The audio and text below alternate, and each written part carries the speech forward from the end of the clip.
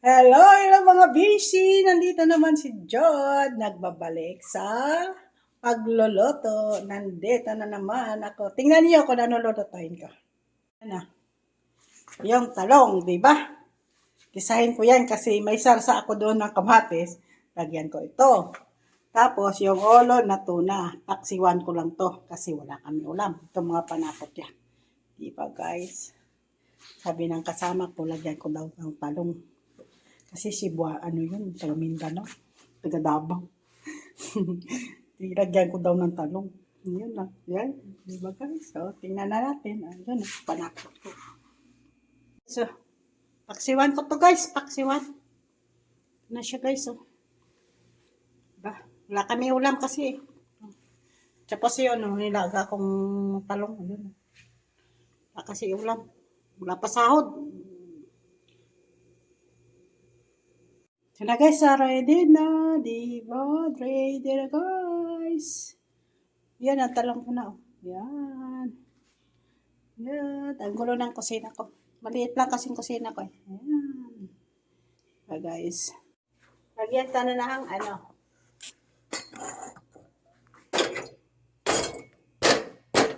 Lagyan ta na guys. Ha? Lagyan ta na ng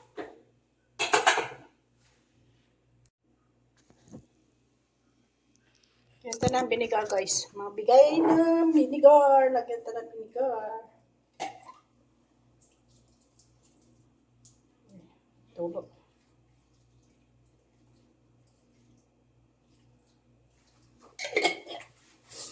Maasim na siguro to. Dahil na ng tubig. Wala tao lang.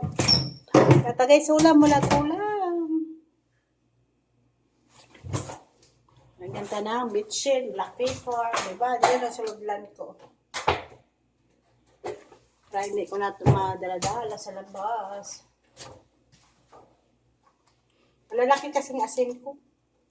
Pas pa sa atin. Malalaki kasi.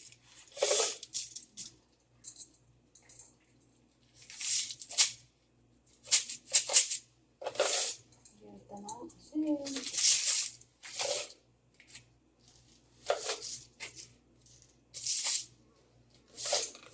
Tama na yan.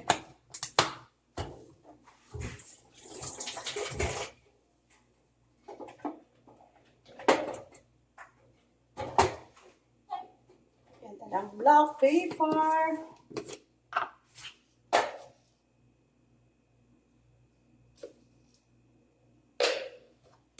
Yan na, para makahag. Siwanta lang guys, siwanta ulo. Ulo ni isang ama namin, nga tuna.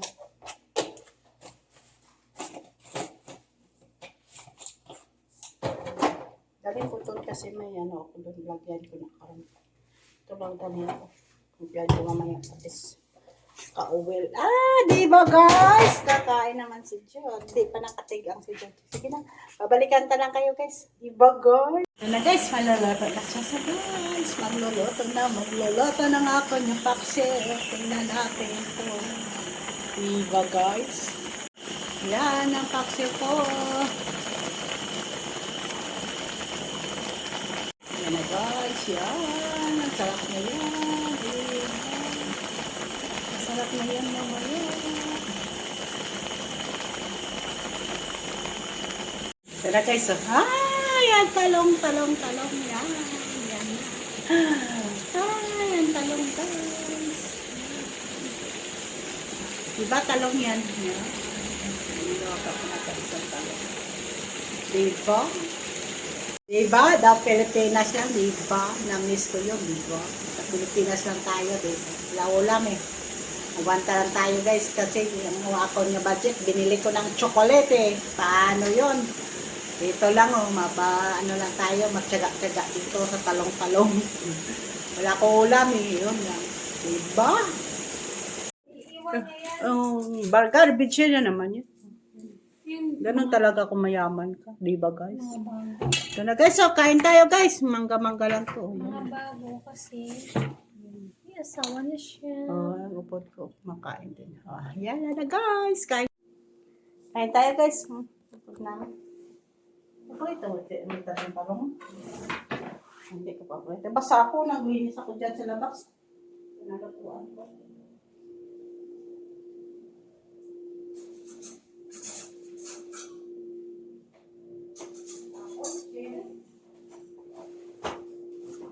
Tama ka po yun, ang daming trabaho natin.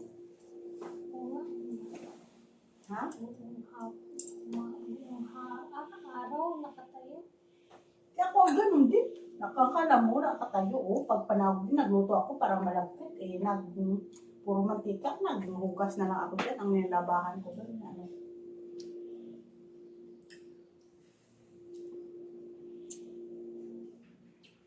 Tuna mo pa. Kain tayo guys! Ay, alam ka. Yan, trabaho natin. Ito kalabay tayo. Tapos wala malang extra. Kaya na. Walang extra. Lalo na sa akin. Alam mo, lumalabas pa ako sa kwarto doon. Yung madami yung bintana. Kung ngayon sa ganito, may mga ipot na ano, ng mga kalapate.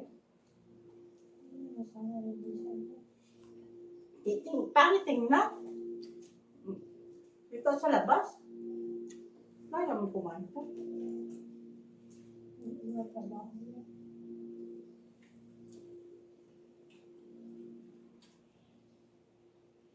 Pero sa labas, wala. Lockdown na ka. Lockdown sa may malaki. Hindi man marumi. Doon ako nag-map sa may ano, sa may salon, sa may Ano lamisa. style mo? Ganyanin mo. Pag wala siyang mga bakat-bakat yan, malinis. Di, huwag ka na mag-map.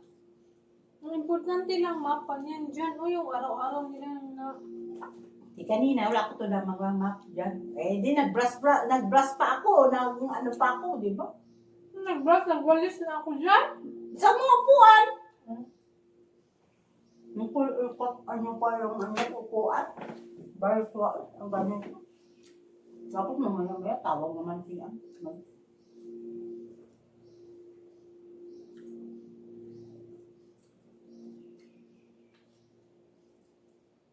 Katipid sila. Yun sila. Tapos to sila pamagalit sa atin, no? Sana, trabaho lang ba? Ano wala nang galit-galit? Hindi ba na nila tayo maintindihan? Hayaan din nila tayo sa trabaho. Tapos, hindi pa tayo hindi masagot-sagot. Tapos sabihan pa, mamalan sa bako. Nandun si doktor. Nagtanong sa akin. Namalansa ka. Sabi ko, madam, Cheryl Estaban. Parang ano ba? Akala mo, hindi mo alam ang trabaho mo. Bakit Pinoy man nun? Hindi lang na ano.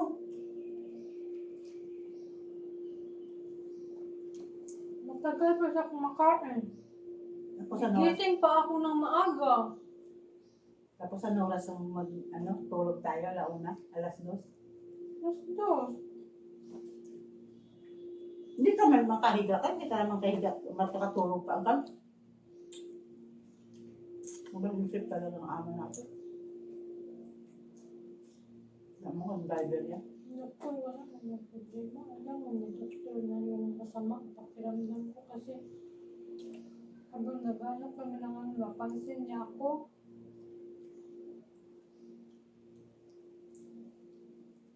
Sabi mo, tatatay ng driver sa kanya. Sabi ko, Wala. masama kasi pakiramdam ko siya. Iba dito, driver sa kabilang bahay, sa kapatid niya, ilang years. Isa kanya, magagamit lang ng salakyan. Magagalit. Buti nga, may luma lang sa salakyan ng mga driver. Ang halos, pati halos, nagdadaya. Nandiyan yan kasi yung driver kasi, hindi kasi malinis.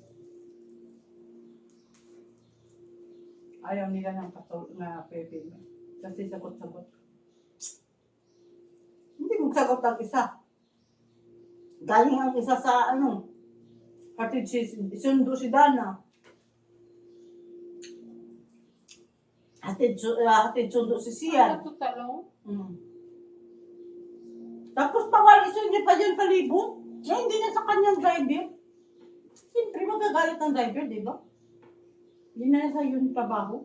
Alas 5 na, patrabahoon niya pa. Dapat sa halis na yun.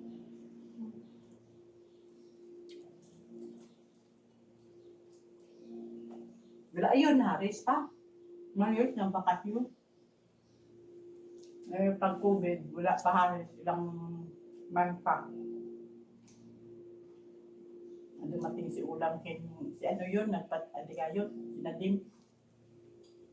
Ipakita niya plumber noon. Malis man to plumber kasi ano, gamitin na dito. Marot daw magbayan. Ito na guys, bye! Salamat! Thank you! Basta ako guys, oh. Nakulinis yun. Ganun talaga ako masipag ka. Yun na, bye! Please like and subscribe. Bye!